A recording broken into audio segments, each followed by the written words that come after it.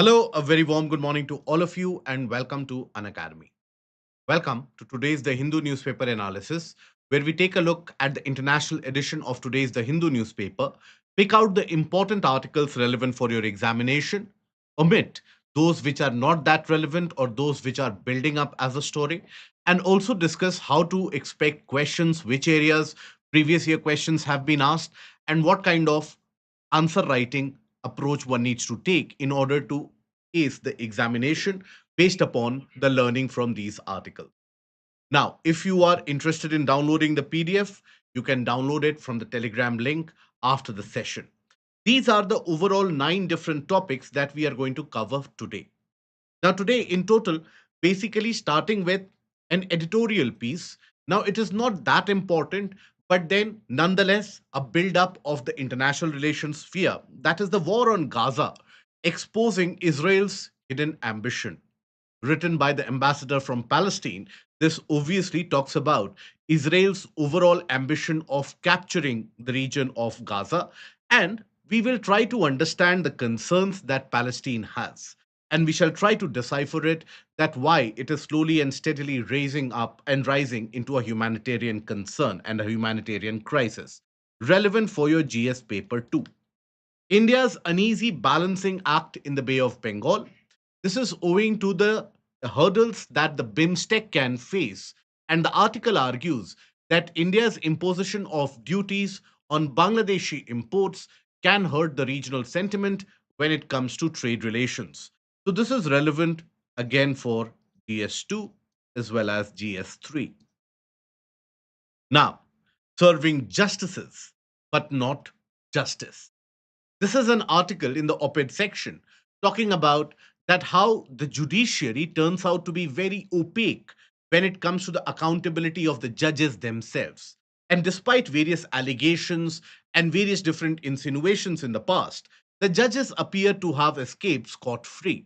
Now, that can tarnish the image of the judiciary in the long run. So, that is associated with PS paper 2. Now, what is the significance of the Shipki Pass? So, this is an article which talks about the opening up of the Shipki Pass for the visitors and its overall importance in the integration of the cultural region between Himachal as well as the region of Tibet. So, that is associated with GS1 as well as GS2. We are going to take a look into it from the perspective of GS1 as well, that where is Shipkila Pass, its location, and its relevance for the prelims perspective. Okay, and the other such important passes which forms the land trade route and the land exchange route between India and China. That is where we shall be using the map perspective. Forbidding Arabian desert once had a lush and bountiful chapter. This talks about the history of the region of the Arabian Peninsula.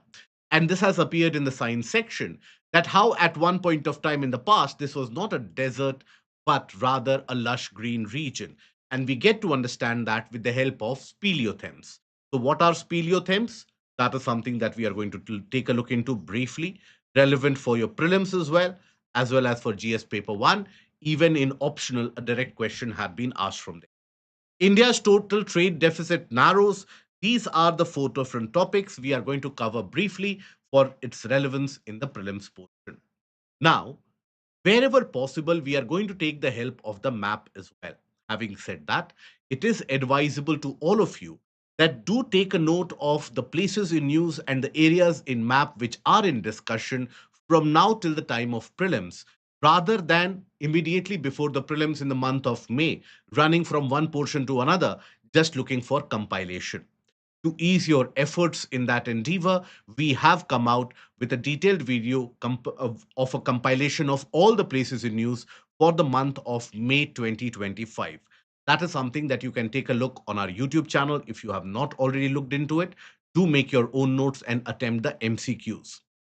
Now, we are also going to come up this weekend with a shorter video for species in news, so that again, your purpose for the examination is solved and you are able to cater to your prelims preparation ably well. Having said that, many of you, while preparing for the examination, you do want to know what are the strategies that the various different toppers have included in order to ace the exam. So, in order to help you guys, that is where we have come up with the Ranker Success Program, where on our platform, you can enroll and you can attend the strategy sessions that these rankers have followed in order to attain success. And there are various different sessions which have been scheduled, such as how to start UPSC preparation from zero, to how to make notes, how to prepare for sociology, anthropology. So, this is where the rankers will share their own experience and their own strategy. So, the link for the entire session will be provided in the description below. Now, starting with the first article of the day, the war on Gaza exposing Israel's hidden ambition.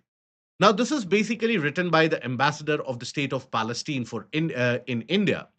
So, it talks about Israel's nefarious acts and the so called kind of genocide which Israel is carrying out in the region of Gaza.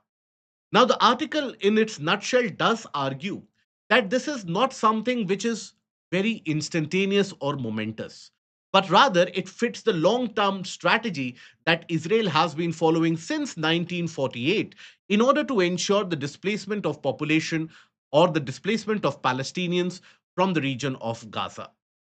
Now, basically, why is it that the Israel Palestine war or the war and the offensive of Israel in Gaza is being carried out as of now? Many months have passed. Hundreds and thousands of people have died, including women and children. The region of Gaza has been reduced to a kind of a rubble. But then the Palestinian authorities they claim that while Israel is carrying out this attack based upon the response of the October 7 attack which was created by Hamas, now that basically was one of the strongest attack that Israel has ever faced in its mainland in the recent memory. So Israel has used that as an excuse in order to carry out its long-term campaign of displacement of Palestinians from the region of Gaza. That is what the entire article is about. So, we are going to touch upon the nuances. We are going to explore the nuances around it because it is a kind of international growing story. It is going to develop. The conflict in Mid East is nowhere close to closure, and that is where it is ever evolving. But it is very opportune time for us to take a look into the what the article argues as the expansion of the Israeli occupation and the Israeli territory. Now, obviously, the interpretation is very different from the Israeli side, whereas the interpretation from the Palestinians are very, very different. Now, this map, which is oftentimes used, and a progression of map oftentimes used in order to indicate the progression or the expansion of the Israeli settlement, this basically indicates that in 1946, this was the extent of the state of Palestine and the Palestinian settlements. Now, as per the UN plan in 1947, some portions were given for the Israeli settlement. Slowly and steadily, as you can observe, the Israeli settlements increased, and the present day condition resembles very close to the fourth image that you see.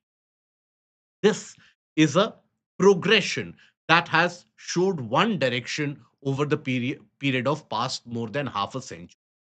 That is why the Palestinians argue that this particular offensive in Gaza is a part of this trend itself.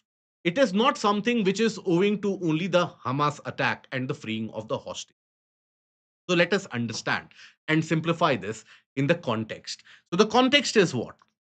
Context is Israeli offensive and offense, right? So Israel's war, offensive action. Now, this offensive action, why is it that it was taken? Now, you have the Israeli interpretation and you have the Palestinian interpretation. So, Israeli interpretation and the Israeli narrative that all of us are aware of, all of you would be aware of, is the fact that October 7 attack by Hamas, right? That was devastating, led to the death of many of the Israeli citizens. At the same time, many were abducted and are still kept as hostages. So, the offensive is mounted in order to rescue those hostages and in order to ensure that Hamas is taught a kind of a punitive lesson. But then, when we talk about the Palestinian perspective, right now, here, ideally, you don't have to take any particular narrative or side. As a candidate of civil services, very important to be able to look at both sides of the argument and both sides of the coin. So please do not get carried away by any particular sentimentality or any particular side of the argument. Just understand objectively what the Israelis have to say and what is it that the Palestinians have to say. The Palestinians say that, look, this is not something which is new. It started way back in 1948 as the Nabka operation. Now, thereby, the Palestinians, they argue that hundreds and thousands, close to around 750,000 Palestinians were displaced from their homeland, and they had to move and they had to migrate to other regions. And this is where Israel's founding fathers had a very clear cut plan. That is the Palestinian argument, that going back since the time of Ben Gurion, at that point of time as well, you had the clear cut plan that the Israelis wanted the Palestinians to leave the region. And that is where they have been following this policy. This followed the 1956 Sinai campaign as well, whereby I hope we are aware about the Sinai Peninsula. The Sinai Peninsula basically is in the region around between Egypt and Asia, right? This is the extent, or this is the initiation of the Sinai Peninsula. Okay, you have Gulf of Aqaba on one side and Gulf of Suez on the other side. There's a connecting landmass in between Africa and Asia. So in the Sinai campaign, the article argues and the Palestinian ambassador argues that there also the effort was to evacuate and to ensure the displacement of the Palestinian population within a time span of 48 hours. Various different investigative reports have basically attributed this action as credible and a policy measure by the Israeli government. So, in those lines, they argue that even the present day action is attributed in the same direction. And they say that the present day action is akin to genocide, and whereby the reality of the matter is that across many spheres of the world, Israeli action is now being seen as a genocidal action. Now, why is it that it is referred to as a genocide? So the article says that, look, if you have wanted and unwanted killing of citizens, where you have the destruction of the habitations, the killing of young ones, the hospitals, and where you have a forced starvation which is created, that in itself is akin to genocide. Due to which, even when we talk about Netanyahu, now Netanyahu also is becoming increasingly unpopular amongst the Israeli population. At the same time, across various different parts of the world, the leaders have started condemning Netanyahu owing to the fate that Gaza is witnessing. Now, he argues that this genocide is being carried out as per a plan. Plan for what? To remove the Palestinians. Remove Palestinians. Now, it also argues that, look, this could have been carried out in 1948 itself and 1956 itself, whereby under the Sinai campaign, the effort was to put and to ensure that all the Palestinians they migrate to the Sinai Peninsula. But then, owing to the Palestinian resistance and owing to the international diplomacy and diplomatic pressure, this could not be completed and this could not be carried out. And that is what Israel is hell bent to ensure this time. So that is where they say that the genocide is to remove Palestinians. How do they want to remove the Palestinians? So that is basically by destroying the region, destroying the region where they are living. As a consequence of that, when you don't have any place to live, other than that, forced starvation. They are not allowing any aid ship to come into the region of Gaza. So, as a consequence, people will be forced to starve. Now they will have two options: either to die due to starvation and lack of food, otherwise, they simply would move out to find a better pasture or to find a place where they can live and survive. Now, they argue, and the article in fact argues that look, this is a part of a long term plan whereby the hints of that is something which was provided by Donald Trump's recent moves, where Donald Trump has also argued and advocated for the real estate parks to be set up in the region of Gaza.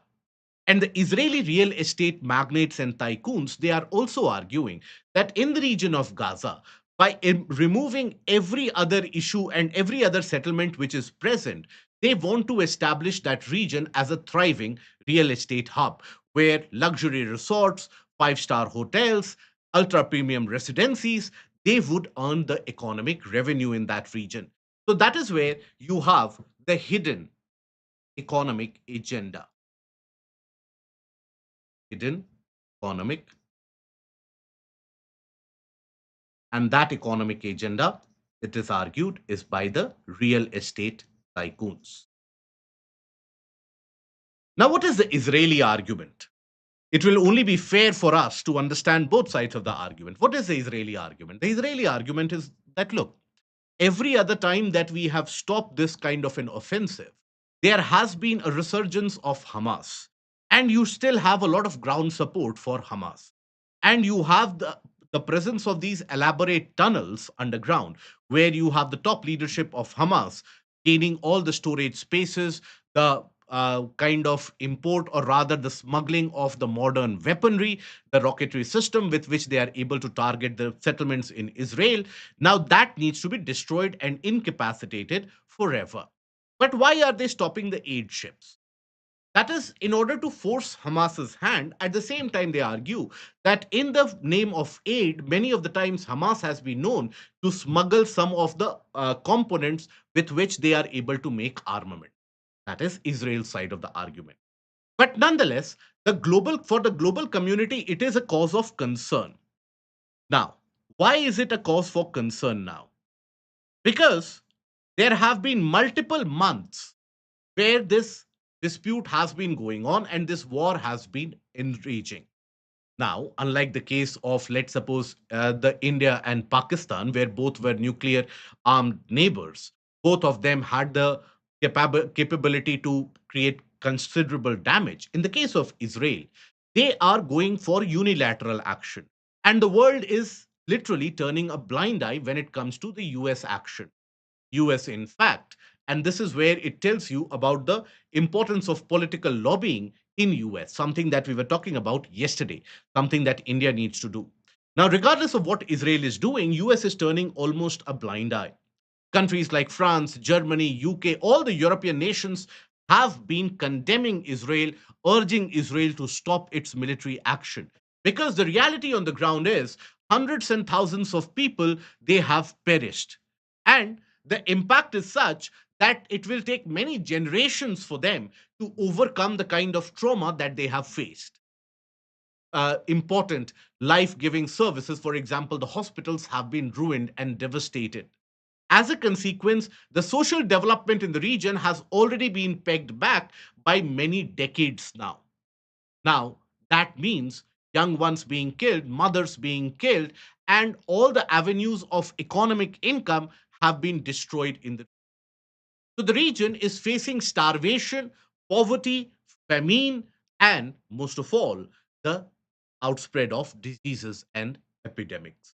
That is why it is a cause for global concern, where the world needs to take a look into it with a vociferous voice, then needs to express its opposition to the ongoing crisis. At the end of it, it needs to stop at some time or the other.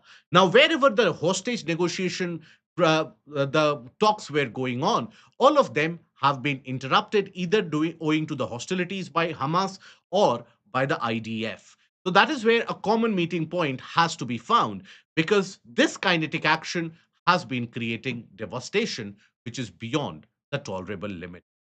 Okay?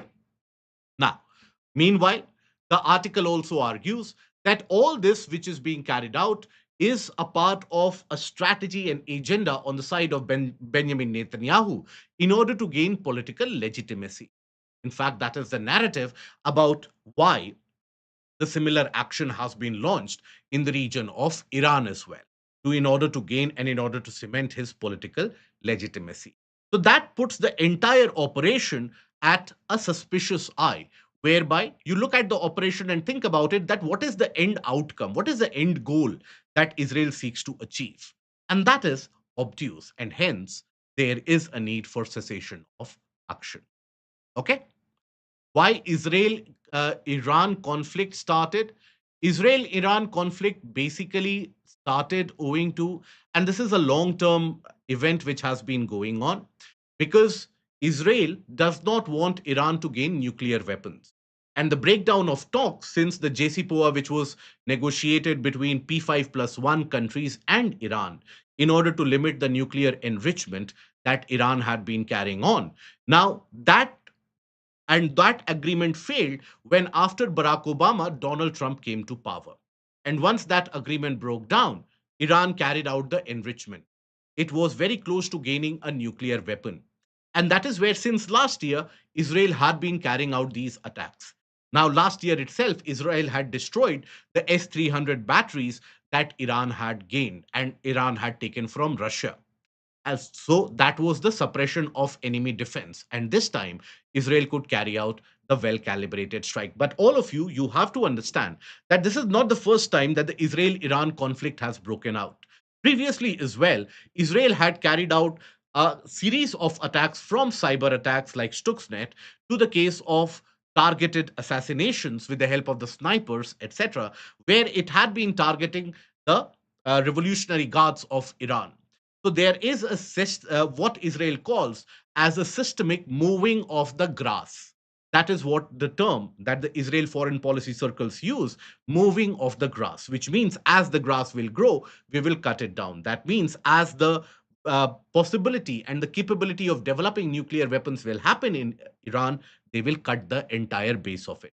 So that is the reason why Israel is simultaneously carrying out the attack on Iran. And you have to understand that Iran's attack is more debilitating after the kind of or a kind of complete destruction of Hamas backed cells in the region. So Israel overall is carrying out a well formulated policy to weaken Iran by attacking Hamas, by weakening the Houthis, by overall reducing the impact of Iran in the region for oil supply as well. So that is where the Israeli US action has been in place. Now, US has basically decided to place USS Nimitz, the aircraft carrier, in the region to threaten Iran furthermore.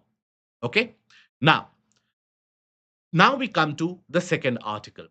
India's uneasy balancing act in the Bay of Bengal.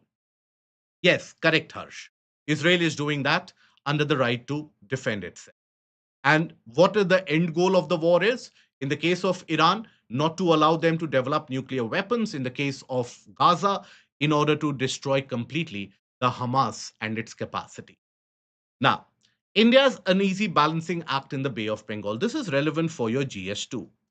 Now, when we talk about regional connectivity, there we have to understand that BIMSTEC and other regional groupings, they are very, very important in order to aid and improve the economic integration of the region and also provide prosperity in that area.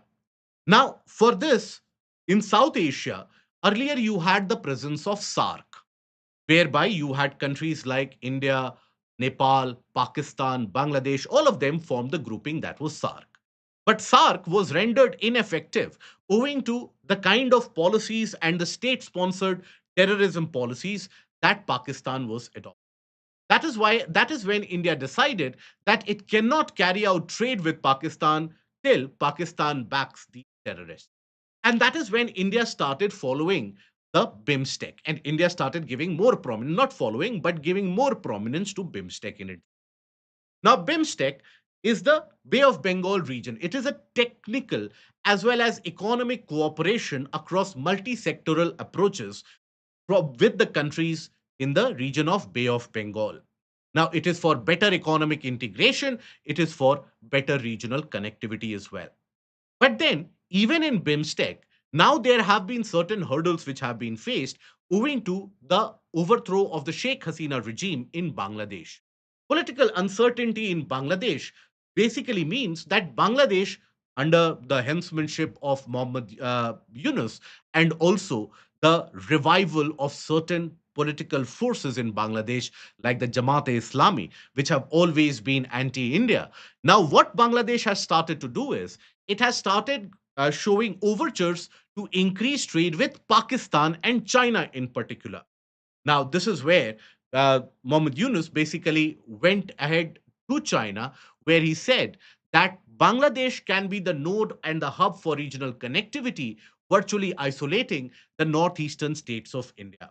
Now, that was not taken kindly by India under any of the diplomatic circles or under any perspective. And that is when India started imposing certain duties on the Bangladesh goods.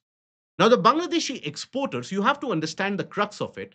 So, basically, Bangladesh is one of our competitors when it comes to apparel trade, when it comes to the fabrics, when it comes to merchandise trade associated with textile.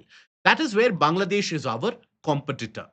Now, the Bangladesh had been provided with a kind of a provision, the Bangladeshi exporters, where through the land boundary, they could ensure the trade and the export of these apparels to India.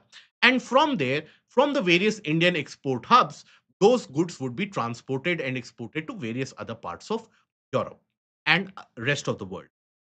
Now, the Bangladeshi exporters found this to be convenient and cheaper.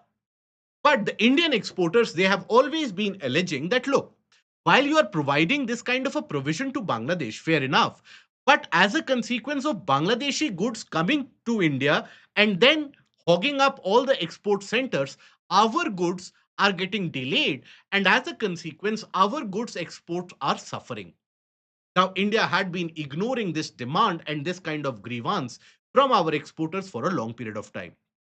But as the Bangladeshi government started taking these hostile stances, that is when India basically said that this uh, trade through the land border for and the exemption of duties for certain goods that will be done away with. Now Bangladesh can carry out the trade, but through designated seaports.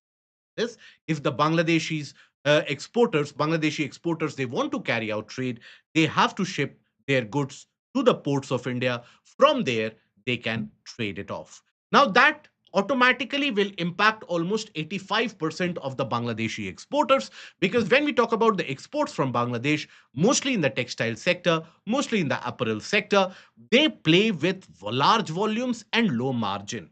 Now, that is where the cost is very sensitive as an agenda.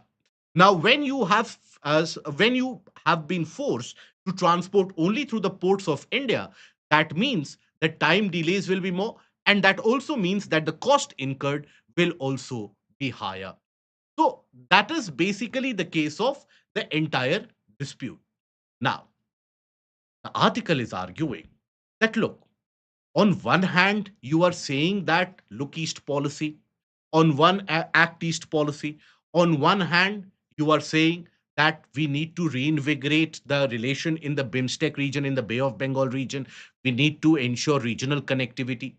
But on the other hand, what you are doing by imposition of duties against Bangladesh, that will raise fears amongst other countries like Myanmar, Thailand, etc. So this article argues that trade should not be mixed with the consequence of geopolitics. Whether we agree with that or not, but the reality of the matter is that merging of geopolitics with the trade issues has reduced or limited the regional connectivity when it comes to South Asia. And South Asia has been suffering owing to that. But the other reality, which we cannot also ignore, is that you cannot have a country like Bangladesh threatening the national integrity of the northeastern region of the country, basically inviting China to invest much more. That is something that China has been waiting for. And we cannot end up turning a blind eye that let that carry on the sides. We are only interested in trade. Trade eventually is a fulcrum which drives geopolitics and geopolitical agenda. So that is the entire article in a couple of minutes. Now, let us take a look at the gist of it. So, basically, BIMSTEC. Now, BIMSTEC is Bay of Bengal Initiative for Multi-Sectoral Technical and Economic Cooperation. So, it is about regional integration as well. Now, what are the benefits of this regional integration? We will talk about that as well. Now, it was founded, this is relevant for your prelims portion. This year also, BIMSTEC was asked in the examination. Founded in 1997 with the adoption of Bangkok Declaration. Initially, you had four members. In that, what was referred to as BISTEC. So here, it was referred to as BISTEC. That was Bangladesh, India, Sri Lanka, and Thailand Economic Cooperation. Now, in 1997, Myanmar also joined and it became BIMSTEC. Later on, Nepal and Bhutan also joined in 2004. Now, BIMSTEC accounts for 22% of the global population and also accounts for close to around $5.2 trillion of global economy. So it is not a small amount that we are referring to. But then the concerns with the regional cooperation. Now, the famous quotation is the elephant in the room, addressing the elephant. But here it will be apt to say addressing the dragon in the room, that is China. Now, none of this economic integration or regional cooperation can be looked at without counting China's influence and China's. China is very, very active in this entire region of South Asia.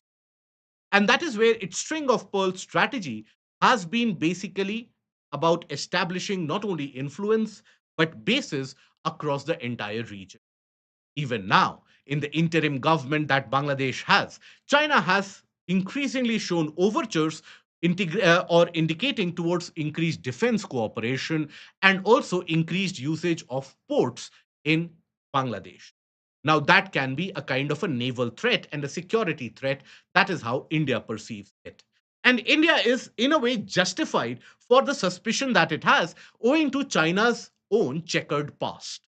China has been less than transparent when it comes to influence or cooperation in regions like Sri Lanka, where, in the face of economic prosperity and integration, China went ahead and actually almost occupied the region of Hambantota and the other region of the ports in the region. So, that basically is an influence or an effort by China to increase its regional hegemony. So, that is where the dragon in the room is a problem for a a completely neutral trade stance that any country can take. On top of that, if you take a look at the entire BIMSTEC area, if you take a look at all these countries, look at these countries one by one and understand the political aspect of these countries. Starting with Nepal, political turmoil, instability. Every other day, there is a talk of reinstating the monarchy again. That is how unhappy they are with the form of government that goes on. So think about it. In the modern day and age, in the 21st century, a country is deliberating and pondering that whether should we have again reinstated the system of monarchy and the kings. That is how unpopular or that is how fidgety the government of the day is. Then take a look at Bangladesh. Now, Bangladesh, all of you are aware, owing to the political turmoil in the region and the rise of these forces, that is, the forces like Jamaat, they have always had a very tough anti India stance, a very pro Pakistan stance. That is dangerous for India. We cannot have two Pakistan on two ends of our border. That is something which, again, is a kind of a dangerous spectrum for uh, political peace and geostrategy in the region. Take a look at Sri Lanka. Economic instability, political tussle, as a consequence, easy for influence by powers like China, someone which has got a larger checkbook and a kind of a deeper pocket. They can always influence countries like Sri Lanka. Take a look at Myanmar. Political instability in the region of Myanmar and the actions by the military junta that has also already caused issues in the northeastern region of our country. So, amongst the stable countries in the entire BIMSTEC, you can put India, all Bhutan, and Thailand. That's it.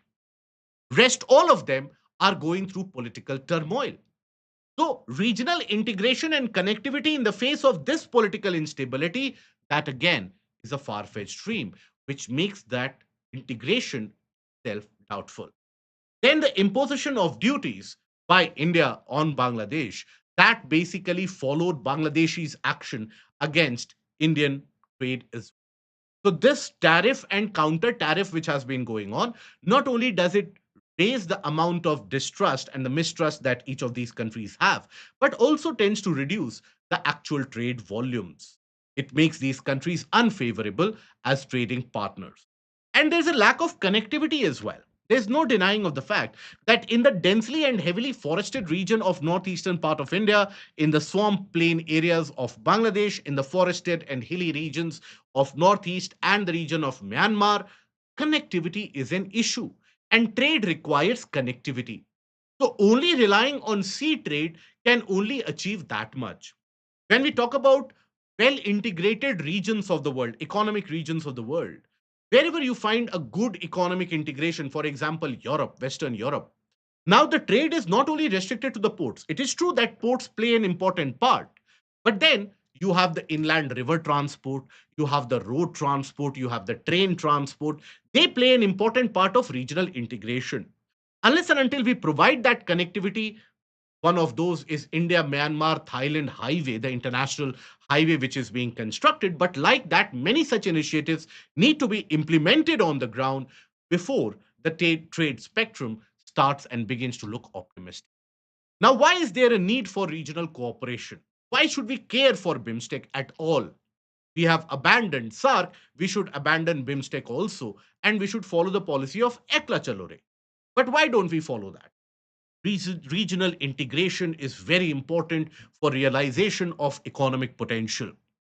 That is the argument presented by IMF and World Bank on multiple different platforms that India tends to lose close to around 1% of its GDP due to the lack of regional integration because that is hampering its trade capabilities. Because there are many products which India manufactures which can be utilized in Central Asia because we are not using our western border and can also be utilized in East Asia. There, due to lack of connectivity, we have limited reach. So, this is a region which is heavily underutilized, due to which the economic impact is massive and economic prosperity is impacted. Once you attain a regional integration, more goods will be transported in and out. That will also provide jobs in the service sector, in the small scale and MSME sector in the region of northeastern part of India. Let's not care for the other regions. That is, as per our Act East policy, we are talking about the improvement of ties with eastern part of our eastern neighbors. Let's only be concerned about ourselves. For ourselves, also, the job creation will be massive when you will have the regional integration. Then it is aligned with the Act East policy of India. It is opportune moment for India's development of Northeastern. For example, in today's newspaper, there is another article which talks about an increasing bonhomie between Central Asian countries and China. Now, China desperately wants to improve its relation and infrastructure going through the region of Central Asia. Why? One of the reason is pure economic output and economic agenda. The other is that if you have trade route and active trade route moving to Central Asia, it will also bring prosperity in the ignored western region of the Xi'an and the Xinjiang provinces of China. So the Xinjiang province will also prosper if trade connectivity passes through that. That is why China is keen on developing trade with the western borders of its country. Similarly, when we will have more trade with the eastern borders of our country, that can uplift that region's connectivity, economic prosperity, and can bridge the kind of gap, or so to say, the gulf, the divide that we have between the western and southern parts of the country and the eastern part of the country. The western and southern part of the country are much more industrialized, better infrastructure, more developed, human capital is more. Eastern part of the country lacks in that. So this regional integration can make the eastern part of the country as a hub for development. And that would also lead to development of infrastructure. So because of these, there is an urgent need for regional cooperation. So what is the way forward? The way forward has to be the kind of dialogues and the confidence building measures between the countries involved so that they are able to take this action forward. Reduction of tariffs, understanding each other's pain points, and ensuring that Indian exporters they are not aggrieved owing to the excess overflow of Bangladeshi goods. So that is a kind of entire encapsulation of the region. Now, the practice question discuss the role of regional groupings like BIMSTEC in India's growth. What are the challenges that India faces for regional integration across Bay of Bengal? Now, this was a question which has already been asked in the mains examination, also when it comes to geography optional. There also in paper 2, this was a question which was asked. So these questions are common. So here, when we talk about the intro of this question, what do you write? You talk about BIMSTEC very briefly. Established as per the Bangkok Declaration in 1997, it is a multi initiative or a multi sectoral initiative for technical and economic cooperation. Now, that is your intro. And then in the body portion, now, what is the role? So here you have to start with the role of these regional connectivity and the regional groupings. That is what where your body portion has to continue with. After that, in the later part of the body, then you come across the challenges. Here you have to talk about political instability, Chinese influence, and so. Okay. So that is the case of the overall aspect, right? Now, and in the conclusion, you talk about again the need for this, right? Now, any doubt? Remember these groupings in detail. How to remember these groupings in detail? Revise. You didn't take developing Kumki. Kumki is different, my dear. Right. I don't know if your real name is fake bot or not. Kumki is different, and the developing story is Kukizo, right? Kumkis are is the name given to elephants, the trained elephants. That is where the term Kumki comes from. What you are referring to in the case of Manipur is the case of Kukizo community. Now, the Kukizo community, now that has not developed to such an extent. That story is limited to the fact that what we had discussed previously, that Indian government had demanded freeing of Highway 2 and Highway 37 and removing of encampments or the camps by the Kukis and the Zomis, where the settlements had been around 14, reducing that to 7. So cookies have agreed to both the terms. And once both are implemented, that is when the next round of dialogues will be. That's it. So there is no further development into that. Now, then, coming on into the next article, that is serving justices, but with not, right? Now, what is this article about? I hope there is no other doubt in the associated questions. Future perspective or future aspect of BIMSTEC with the growth in the economies, regional economies, they will continue to grow further. Okay. Dragon in the room, the impact of China. Why don't India go with serious candidate? For whom? For Bangladesh, that is not India's role. Okay. Now, here, serving justices, but not justice. So, this article talks about a kind of judicial obfuscation of facts. Now, this follows the ongoing story whereby uh, piles of or huge amount and stacks of cash were found from a justice's house. Now, thereby, even after nudging the justice to take retirement or resign, the justice has continued in his role as a judge in Allahabad High Court. And there are murmurs of proceedings of impeachment or removal of the judge that will be pursued in the parliamentary session, the monsoon session of the parliament. So the article argues that when it comes to confidence of the public, that confidence of the public in the judiciary will be shaken as long as the judicial proceedings and the judicial conduct is something which is opaque. And there are various different evidence based arguments which have been made in the article that previously also, when it came to various other judges, and one of those who is slated to become the next or the chief justice in the coming days. There have been allegations against them, but hardly any action has been taken. If at all, it has been done in an opaque manner. So that impacts the confidence of the public in the judiciary. So there have been in-house proceedings in order to ensure, or in order to understand the accusations against the judges. Now, the article argues, now, what are these in house proceedings, by the way? They are a kind of inquiries which are set up by the Chief Justice, right? So, inquiries into judicial misconduct and is handled only by the judges. Now, though it claims to preserve judicial independence, it lacks or it results in lack of transparency. Public doesn't get to know. Now, there have been various allegations of judicial misconduct.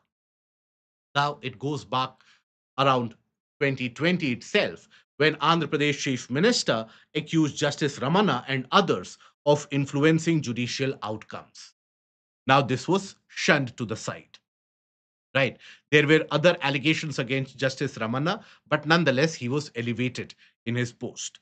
Then in 2017, Justice A.K. Goel objected to Justice Suryakant's appointment due to corruption. And these charges were serious.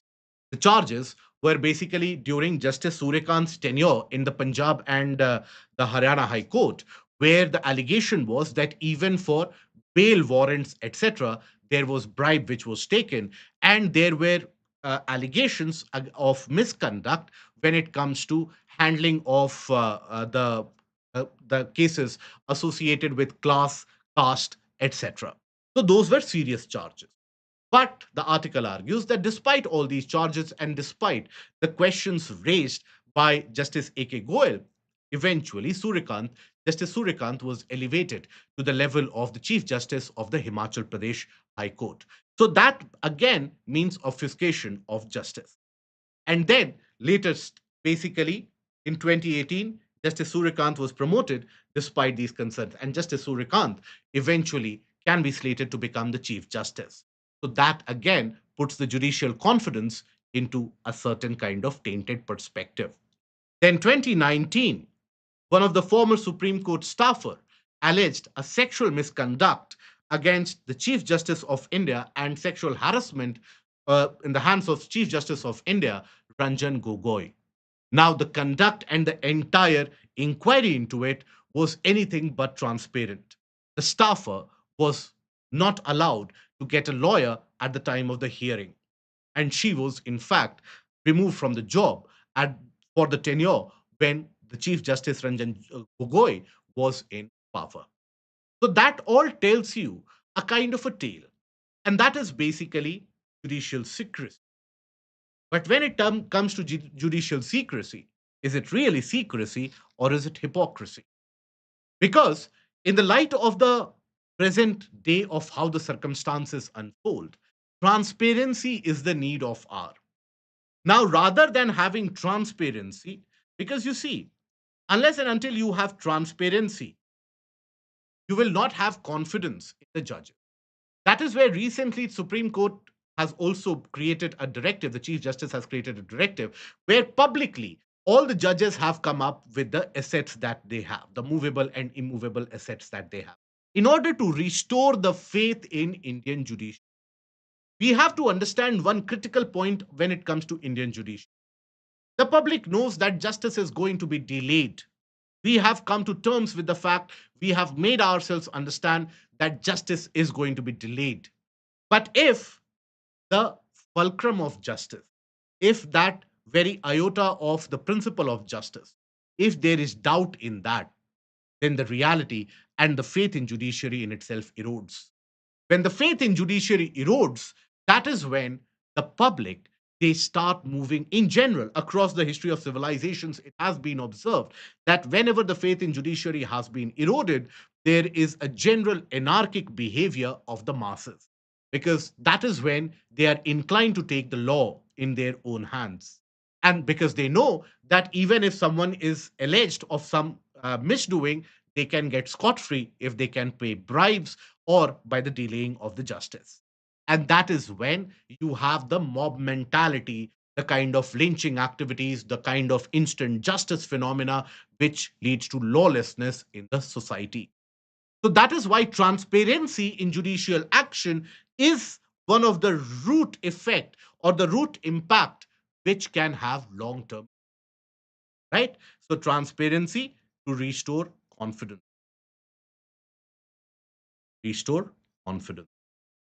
the judiciary. Okay. And that will have a larger and a long term implication. Impeachment of the judges have never been carried out in a successful manner, or the removal of judges, so to say. Impeachment for a judge is not used in the constitution as a term, but removal of judges have never been carried out in an effective manner. So there have been corruption allegations previously, but they have not come to fruition. That is where the court, initiated by Supreme Court in itself, needs to be more transparent. If, let's suppose, any particular state government or the central government is alleging that this particular judge is not suitable for the role because we have certain inputs, let that be made public, as is the case with UK. In UK, you have the case where on the public forum, you have a proposed judge's name which is put so that any objections can be raised in due course of time. If we cannot ensure that much transparency, at least we should strive for that. Only then will we be able to attain at least midway what information the public needs before reposing their faith. Okay, let us take a look at the practice question. Elaborate upon the need for transparency in judicial conduct. What is judicial conduct, by the way? Judicial conduct is the way of the handling of the cases and the action of the judges in general, associated with their handling of the cases or their role while they hold the office of power. So that is the judicial conduct. So transparency. So in the intro, you talk about that judicial conduct needs to be above board, because not only, or when we talk about justice, not only should it be done, but it also needs to be seen to be done or perceived to be done. So justice, as important as it is in action, equally important it is in perception. With that, you can begin the intro. After that, you talk about the lack of transparency, cite certain examples that we have listed, that in these cases, it appears there has been lack of transparency. Talk about what happens when there is lack of transparency, erosion of public trust. Then after that, basically creation of mob mentality, lawlessness entering into it, and the creation of common minimum standard, raised to the bottom, that corruption becomes acceptable. And hence, eventually, in the conclusion portion, you talk about that a large democracy and a diverse democracy on India, like India, can function well only if we have an adequately neutral judiciary. And for that, in order to ensure that, we need transparency to be brought about in judicial action. Okay? Now, then, after that, what is the significance of the Shipki Pass? Now, this article follows an initiative or the action taken by the Himachal government, where it has allowed the tourists in the region of Himachal to go up to the region of Shipkila Pass without obtaining any special permit, but only by taking their Aadhaar cards. So that is where the Shipkila Pass has been made more accessible. Now, Shipkila Pass is amongst the four land border crossings where trade, exchanges, etc., happen between India and China. There are four such crossings. Which are those four such crossings? Let us take a look into that. So this is where you have the Shipkila Pass. This is your Shipkila Pass, right? Now this Shipkila Pass, by the way, is important as well, because it is through this pass, which is at a height of close to around 3,900 or around 4,000 meter above sea level, right? So through this pass is where River Satluj enters India. River Satluj, mind you, which originates close to Rakastal near Mansarovar Lake, it enters India through this region. So that is why Shipkila Pass becomes important. Now, we were talking about the land trade routes and the land uh, mechanism for exchange of goods and personnel between India and China. So one is Shipkila Pass, other is the Lipu Lake Pass. Then other is the Nathula Pass. And here in the Tawang sector, you have the Bamla.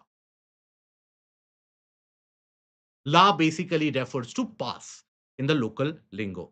So these are the four transit points between India and China, relevant for your prelims. Okay. Now, this Shipkila Pass has also been very, very important for historic cultural connectivity. Cultural connectivity between the regions of, yeah, that is the region of Himachal Pradesh and the region of the Tibet. Now, historical trade had been carried out and cultural exchanges. That is why you will find people having similar surnames on both sides of the border, having similar kind of beliefs, having similar kind of traditions, similar kind of festivals. So there is a larger connectivity and a cultural homogeneity which is maintained by the Shipkila Pass. This also tells you the importance of geophysical features and physiographic regions like passes in order to ensure a cultural connect. Now, here, this has also served as a trade route and a trade mechanism. Now, when we talk about trade, from the region of Tibet, various different items, for example, wool, then pack and saddle horses, goat, sheep, mutton, yak, and goat skins, yak hair, devotional items such as prayer wheel, thankas, rosaries, and bowls, all of them, they come from the region of Tibet. Whereas from the region of India, grains such as barley, wheat, rice, millet, lentils, chickpeas, and oil, dried fruits, edible items, they are basically exported. And this has been carried on for a very, very long time. Now, what is the impact of the opening up of the Shipkila Pass? Rather, for Indian tourists itself. Now, this is a kind of a soft diplomatic outreach, soft diplomatic push, which India is carrying out in order to increase its influence in the region. Basically, the Chinese policy has been that China comes in and not only does it believe in the salami slicing, where time and time again it starts capturing part of your territory, but also the Chinese ingression, they allow for settlements and they create settlements closer to these areas. And slowly and steadily, they will start claiming that this is our own. From our side, we have lacked that proactiveness in terms of the bordering region. And that is where the effort has been from the side of the government for the past few years now that make these regions much more accessible to the Indian tourists. When the Indian tourists themselves they start visiting in large numbers, that will be the best geophysical or rather the global admission of the fact that this is a territory of India, pushing all the Chinese ambition into abeyance. Because even though it is not a disputed territory, so to say, but nonetheless, you never know about the Chinese push. The Chinese previously had tried to create a kind of an impact where they would start claiming regions of the Niti and the Manala passes in the region of Uttarakhand. In the region of Arunachal, anyways, they are carrying out the renaming of the places. In fact, on 10th of May, when you had the last day of Operation Sindoor, where you had the Chinese equipments and the Chinese air defense being destroyed in Pakistan, what was China's action immediately? That we all ignored. China immediately renamed 25 other places in Arunachal, gave it the Chinese name. So Arunachal under conflict. Nathula, China has its eye to it, and that is what we foresaw and oversaw in the case of the Doklam conflict as well. Lipu Lake, that is where China basically nudged Nepal to create a kind of a dispute because again it is at a tri junction between India, Nepal, and China, and that is where just the mere fact that India had constructed a motorized road that created a lot of havoc. So China is eyeing at all these places, slowly and steadily trying to increase its control. It is a soft diplomatic push by India. At the same time, cultural integration, cultural integration, important. Other than that, trade relations, improving the economy of the region. Other than that, this also, let's suppose when we talk about the Shipkila Pass, and Shipkila Pass is activated, Shipkila Pass has got infrastructure which is built, then it will reduce the route from Delhi to Mansarovar, the pilgrimage route to Mansarovar, by almost 14 days, which is massive, right? So this is where pilgrimage, pilgrimage can be eased, can be. Okay. So this is the overall benefit that India sees in freeing up the region of Shipkila to the tourists and more tourists allowed to come into that region. All that you have to do is show up the Aadhaar card. Now, then coming on to the next article. Forbidding Arabian desert once had a lush and bountiful chapter. Now, this is basically an investigative story with a scientific bent of mind, which was done, which talks about the geological history of the region of the Arabian Peninsula. Arabian Peninsula, that is basically the region of Saudi Arabia, the region around extending all the way from the region around Qatar, Oman, the entire Arabian Peninsula, that is a desert presently, isn't it? So the article argues that the extension of desert that we see from the region of Sahara in Africa all the way to the region of Thar in India, these were not the areas of historic deserts. They have become deserts quite recent, where the evidence has been presented by the presence of certain landforms known as speleotherms. Now, these speleotherms basically are just like the karst topography or underground landforms created by the action of water. They are similar to karst topography. Now, very briefly, without dragging you to the depth of geography in this. So, we have to understand some of the angles that have been talked about in this particular article. And listen to this carefully for a couple of minutes. That is all that you need to do. And after that, you will understand. Basically, when we talk about the entire story of human race, what are the theories going around? One is out of Africa, isn't it? The out of Africa theory. That is, the humans originated in the region around Tanzania. And from Tanzania, that is where from Africa, they eventually migrated to the rest of the portion of Africa.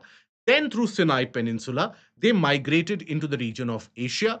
From Asia, they migrated into the region of Europe. From Asia, they migrated into the region of America through the land bridge that is now water body in the form of the Bering Sea and the Bering Strait. That is how humans colonized the world and occupied the world. But this out of Africa theory has got a problem, which scientists have indicated time and time again. They have indicated that fair enough, we believe that humans have originated out of Africa. But as they were moving through the region of Sinai, they would have come across these vast expanses of deserts. Fair enough, let's assume that humans have that will, that power to overcome these desert conditions. What about the animals? From where did elephants come in? From where did the rhinos come in? So, this article basically argues that look, the region that we see as the desertified Arabian Peninsula presently, that had not always been desert. In fact, there, as recent as 74,000 years ago, there are evidences of elephants, rhinos, etc., and other mammals to be found in these now desertified regions. So, this region had been greener. But owing to the changing pattern of the monsoon, owing to the changing climatic conditions, the subsequent ice ages, this region has now become a desert. Why is this entire belt a desert today, by the way? This entire belt is a desert because from the region of Africa all the way to the region of the Thar Desert, this is a part of subtropical high pressure belt. Subtropical high pressure belt. High pressure basically means thinking air. Thinking air will mean no cloud formation because for cloud you need rising air. So no cloud formation. So no cloud formation would mean lack of rain and creation of death. So that is the geographical factor why these regions are desert. But then by investigating the underground topography of the region, there have been speleothems which have been found. Speleothems relevant for your prelims A direct question in geography optional also was asked, I think in 2025, 2023. So this becomes relevant for your exam. What are speleothems? So speleothems are natural formations, geological formations that you find in the caves owing to the chemical action of water against rocks like calcite, limestone, etc., where they end up dissolving these minerals, and the water, when it evaporates, it leaves behind these kind of icicle like standing or hanging structures known as stalactites, or the mounds rising from the ground, that is stalagmites, stalactites, the thin ones known as the soda straws, right? Both of them getting together, that is the columns, where the water tends to flow, forming flow stones. So all of them, they are basically a part of speleothem. Speleothem is made out of the term that is speleon and thema, which is a Greek term meaning cave deposit. So that is the case of these speleothems, right? Now, by studying these speleothems, it was understood that, and by development of the speleothems and with the help of carbon dating, geologists are able to conclude that how much water would have been present here and in which geological portion of time. So that indicates that these regions would have had vegetation. By the way, an interesting anecdote that I will give you associated with this article, which is not mentioned in the article in itself. If you take a look at all these areas, be it the Thar region of Rajasthan, be it the region of Saudi Arabia and the Arabian Peninsula, all of these have a geological history of being partially submerged under the sea in the Precambrian era, more in that age, right? So they were partially submerged under the sea. And even at a much later point of time, when you had the split of the Gondwana land as recently as around 250 million years ago and 150 million years ago, and when you had these Arabian Peninsula and the Indian landmass which was moving north, these regions were partially submerged under sea. When they were partially submerged under sea, not only did they have deposits of sediments, they also had deposits of marine mammals and other marine species. These marine species and their deposits, they end up creating fossil fuel, that is crude oil and natural gas.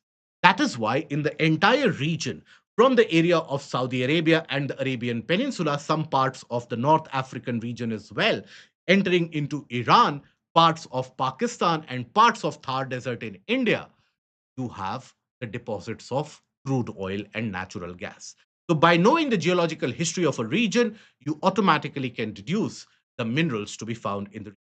Well, this is also one of the reasons why the entire territory is known to have limestone, calcite, and marble deposits. All of them, limestone and calcite, again, is created in those regions which have remained under shallow sea.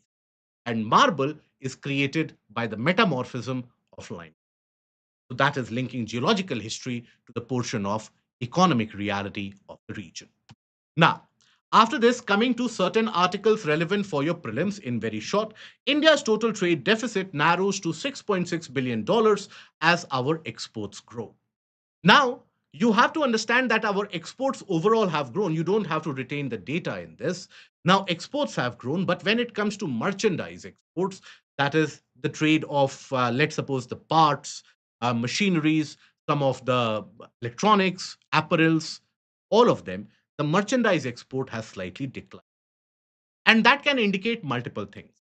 It can indicate the slowing down of economic production in India, but at the same time, it can indicate a weakening global demand as well. But nonetheless, the good news is that our trade deficit has been narrowing, right? So that trade deficit, if it is lower, is better, right? Ideally, you should have a trade surplus, but this narrowing of trade deficit is initiated by a rise in service.